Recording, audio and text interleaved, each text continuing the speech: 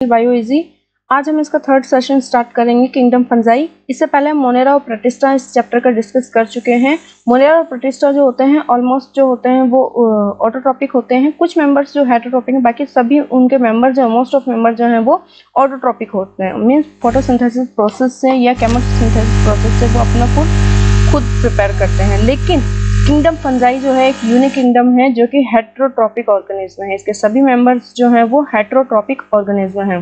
They show a great diversity in morphology. Morphology means as they look, जैसे वो दिखते हैं, जैसे उनकी बॉडी स्ट्रक्चर है, जैसे कि उनके लीव स्ट्रक्चर है, वो सब मॉर्फोलॉजी एंड हैबिटेट, मतलब कि ग्रेट डाइवर्सिटी, ये इनमें डाइवर्सिटी बहुत ज़्यादा पाई जाती है। You must have seen fungi on a most bread and rotten fruits. कहाँ पर देखे गए हैं, ये देखे जाते हैं ये मोस्ट ब्रेड, जो मतलब कि रोटी का टुकड़ा जो होता है ना, जिसमें थोड़ी सी मॉइस्चर होती है, और रोटन फ्रूट्स जो होते हैं उन पे जो होते हैं फंजाई जो होती हैं वो ग्रो करती हैं। The common mushroom you eat and toadstool are also fungi which is use as a food material. Mushroom आपने सुना हो, मशरूम वेज बनते हैं, मशरूम के कई मतलब कि डिशेस बनाई जाती हैं, तो वो भी एक फंजाई है। Which spot seen on mustard leaves due to the parasitic white spots seen on the mustard leaf are due to the parasitic fungus। उनमें भी फंगस होता है मस्टर्ड में, जो लीव्स पर जो पाए जाते हैं। some units east मतलब कि कुछ तो जैसे कि ये होते हैं कि हार्मफुल होते हैं, जो कि पैरासाइटिक फंगस के पैरासाइटिक फॉर्म में जो होते हैं वो हार्मफुल होते हैं, कि वो नुकसान पहुंचाते हैं क्रॉप्स को, एनिमल्स को, प्लांट्स को नुकसान पहुंचाते हैं। कहीं पे वो बेनिफिशियल होते हैं, जैसे कि ईस्ट जो होता है ब्रेड और बियर फॉर्मेशन में यूज आते हैं। The other fungi cause disease in plant and animals. Wheat rusting causing, ये बहुत इंपॉर्टेंट है। वीट रस्टिंग जो होती है किसकी वजह से होती है? पक्सीनिया की वजह से होती है। Puccinia is the main cause of wheat rusting. This is the reason only. Puccinia जो होता है wheat rusting cause करता है। It is an important example. Some are the source of antibiotic। और एंटीबायोटिक वहाँ तो वो मतलब कि हार्मफुल है कि वीट रस्ट जो है वो क्रिएट कर रहा है, कॉज कर रहा है। यहाँ पेनिसिलियम जो है एक फंजाई जो है एंटीबायोटिक्स के रूप में, मतलब कि एक बेनिफिट्स के रूप में इसको यूटिलाइज होती है। ये fungi are cosmopolitan and occur in air, water, soil, on animals and plants. मतलब cosmopolitan means which is found all over the world, all over kind of land, water, means सभी type के areas में जो पाई जाती है ना, वो cosmopolitan होता है। They prefer to grow in warm and humid places. Have you ever wondered why we keep food in the refrigerator? क्यों रखते हैं हम फ्रूट को हम रेफ्रिजरेटर में? ताकि क्या है कि वहां पे हीट नहीं मिले उनको, एक वार्म प्लेस ना मिले, क्योंकि ये मोस्टली कहाँ ह्यूमिड और वार्म प्लेस में ग्रो करते हैं। तो जब वार्म को हम कम कर देंगे, टेम्परेचर जाएगी और वार्म कम होते हैं, उनकी जो ग्रोथ होगी वो रुक जाएगी या कम हो जाएगी। इसलिए हम फूड को रेफ्रिजरेटर में रखते हैं। Yes, it is to prevent food from going bad due to the bacterial और फंगस इन्फेक्शन। उसे सेफ रखने के लिए हम उसको रेफ्रिजरेटर में रखते हैं। With the exceptions of yeast which are unicellular fungi filamentous. क्या होता है कि ईस्ट तो है, एक एक्सेप्शन है कि ये किस फॉर्म में पाया जाता है, ये एक बडिंग मतलब कि सर्कुलर फॉर्म में पाया जाता है और सिंगल सेल ऑर्गेनिज्म है, यूनिसेलुलर है।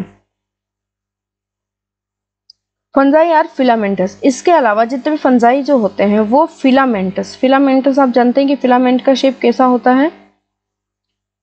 जैसे फिलामेंट का ये शेप होता है कि फिलामेंटस फॉर्म में ये पाए जाते हैं। Fungi are filamentous. Their bodies consist of long, slender, thread-like structure called hypha. और ये जो filamentous होते हैं ये क्या कहलाते हैं? हाइफा। इन फिलामेंट्स को हम हाइफा कहते हैं। The network of hypha is known as mycelium. और ये जो नेटवर्क होता है, जैसे कि क्या होता है कि आपस में ये इस टाइप से इंटरकनेक्ट होते जाते हैं, आपस में ये ऐसे इनवेविंग होते जाते हैं, बहुत ज़्यादा आपस में वेव्ड हो जाते हैं ये। तो ये फिर क्या, ये जो नेटवर्क होता है ना, ये फिर माइसीलियम कहलाता है। Some hypha are continuous tube filled with multi nuclear. आप ये देखते हैं कि ये क्या कह रहे हैं, जैसे कि जो मल्टी न्यूक्लिएट जो होते हैं, सपोज कीजिए कि ये हाइफा है, ये हमारा एक हाइफा है, फिलामेंटस है हमारा। अब फिलामेंटस में क्या होता है कि जैसे कि बीच बीच में इसमें बहुत ज़्यादा न्यूक्लियस पाए जाते हैं। न्यूक्लियस मतलब एक सेल जो होती है वो अलग सेपरेट ना होकर के उसी में न्यूक्लियस जो होते हैं वो न्यूक्लियस तो क्या होते हैं कि ब्रीड हो जाते हैं, मतलब कि रिप्लिकेट हो जाते हैं, रिप्लिकेट होके वो न्यू फॉर्म कर लेते हैं, न्यू न्यूक्लियस डॉटर न्यूक्लियस जो होता है फॉर्म कर लेते हैं। लेकिन सेल जो होती है ना वो सेपरेट नहीं होती है, और सेपरेट नहीं होने से जो न्यूक्लियस होते हैं उनकी नंबरिंग जो होती है बढ़ जाती है, मल्टी न्यूक्लिएट हो जाते हैं, और तब इसको हम कहते हैं मतलब कि मल्टी न्यूक्लियस जो फिलामेंटस जो है ना, इसे टिक हाइफा कहते हैं। इसमें इस फेज को क्या कहते हैं, कॉइनोसाइट। इस प्रोसेस मतलब कि फेज को क्या कहते हैं, coenocyte. The hypha continued multinucleate cytoplasm, these are called coenocytic hypha. Other have septa और क्रोस। अगर सपोज कीजिए कि सेप्टा यानी कि इनके बीच में ये सेपरेशन होता है, ये सेपरेशन जो है ना इसे को सेप्टा कहते हैं। यही सेपरेशन जो इसमें वॉल बनी होती है कि जैसे कि ये न्यूक्लियस है, न्यूक्लियस के बीच बीच में ये क्या है कि यहाँ पे वॉल बनी हुई है, तो यही जो मतलब कि सेपरेशन है तब ये सेप्टा कहलाएगा।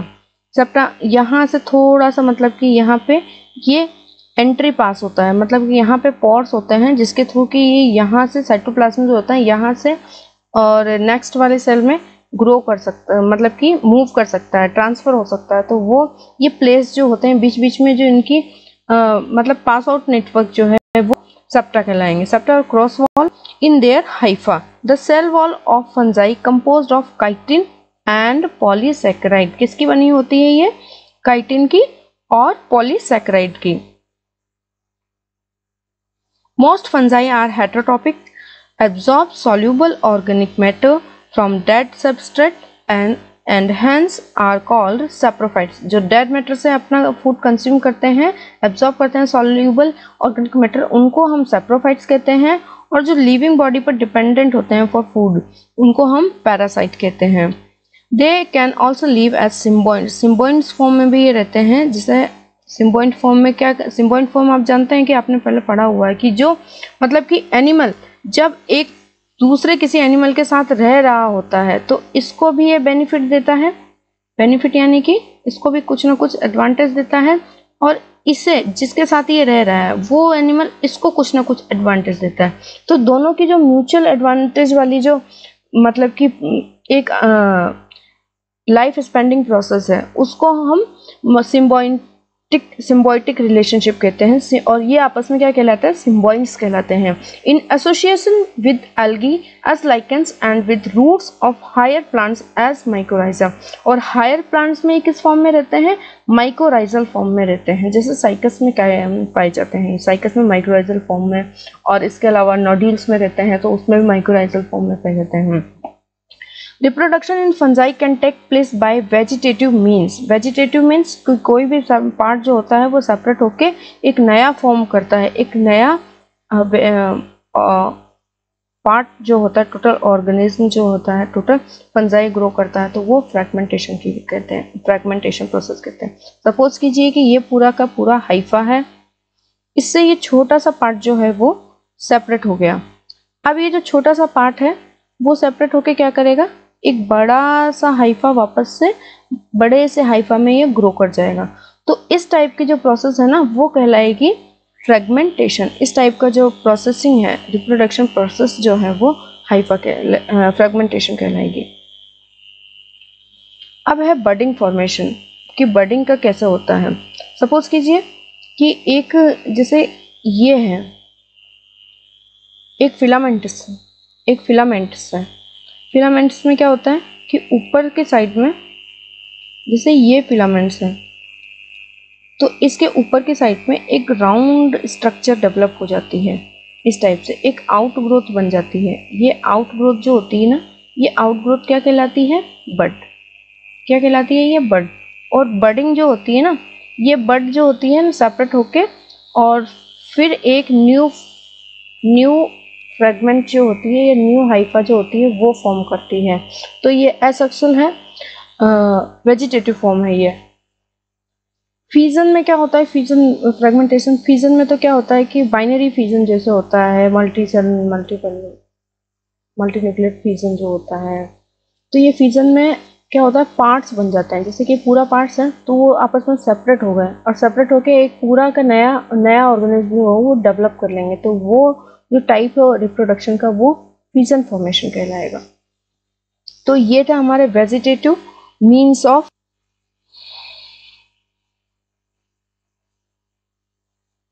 Asexual reproduction is by spores. Asexual reproduction किससे होता है, स्पोर्स के थ्रू होता है। स्पोर्स कॉल्ड कॉनिडिया, मतलब कि कैसे स्पोर्स बनते हैं, कॉनिडिया और स्पोरेंजियो स्पोर्स और जू स्पोर्स। सेक्सुअल रिप्रोडक्शन बाय ऊ स्पोर्स, जो एसेक्सुअल रिप्रोडक्शन है उसमें तो क्या बनेंगे, स्पोरेंजिया बनेंगे, मतलब कि स्पोर्स बन जाएंगे। सपोज कीजिए कि एक हाइफा है, हाइफा में ये हाइफा है, इसमें क्या होता है कि छोटे छोटे जो होते हैं ना मतलब कि जेनेटिकल पार्ट्स उसमें होता है, तो ये छोटे छोटे जो होते हैं अनफेवरेबल कंडीशन में बनते हैं स्पोर्स।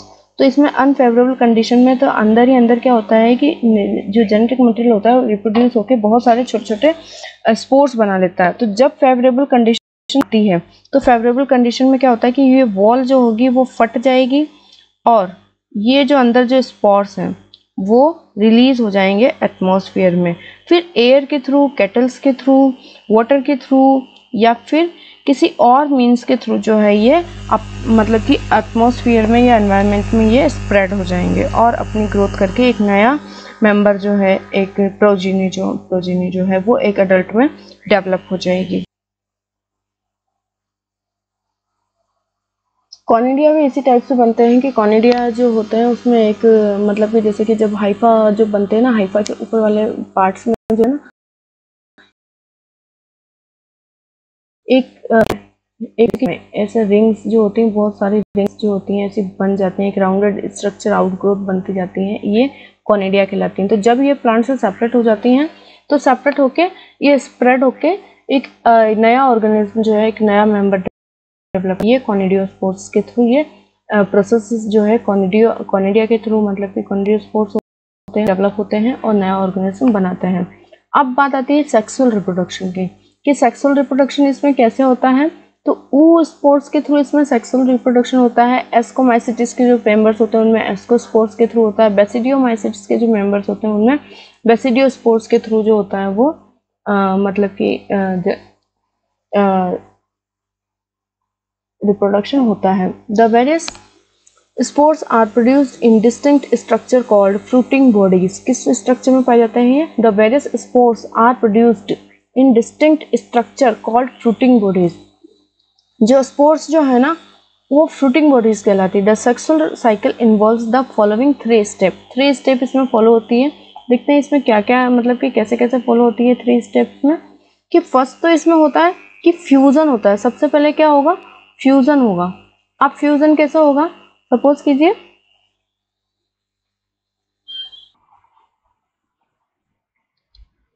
कि जब इसमें फ्यूजन हो रहा है ना, तो फ्यूजन में क्या होता है कि जैसे कि ये होते हैं कि हाइफा है, दो अलग अलग हाइफा है, एक मेल का है F+ फैक्टर है और एक जो है वो माइनस फैक्टर है।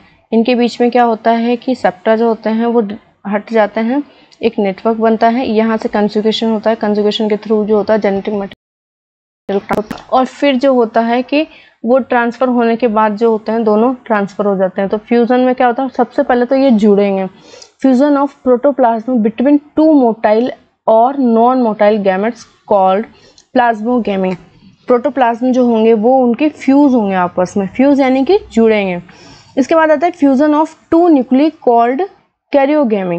पहले तो इनका प्रोटोप्लाज्म जुड़ेगा। सपोज कीजिए कि इनमें वॉल थी पहले, अब वॉल जो है वो हट गई है तो ये जुड़ गए। अब पहले तो इनका क्या जुड़ा था कि साइटोप्लाज्म जो था ना, कि साइटोप्लाज्म वो जुड़ा था। साइटोप्लाज्म के बाद में इनमें जो न्यूक्लियस थे वो न्यूक्लियस जो होगा कि नेक्स्ट वाले में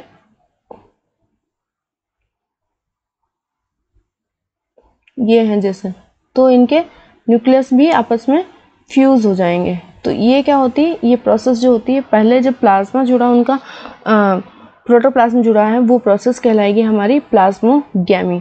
और सेकंड वाली, जब हमारा जो ये वाली जो साइटोप्लाज्म जुड़ा है हमारा, तो ये तो कहलाएगी प्लाज्मोगैमी, क्योंकि प्लाज्मा मेम्ब्रेन के हटने के बाद जिसके बाद में इनका फ्यूज़न हुआ है, साइटोप्लाज्म का फ्यूज़न हुआ है, तो प्लाज्मोगैमी है। और सेकंड वाली जो प्रोसेस है उसमें न्यूक्लियस जो है वो अटैच हुए हैं, आपस में फ्यूज़ हुए हैं, तो वो प्रोसेस जो है वो कैरियोगैमी कहलाएगी, क्योंकि कैरियो वर्ड जो है, कैरियन वर्ड जो है वो न्यूक्लियस के लिए यूज़ किया जाता है।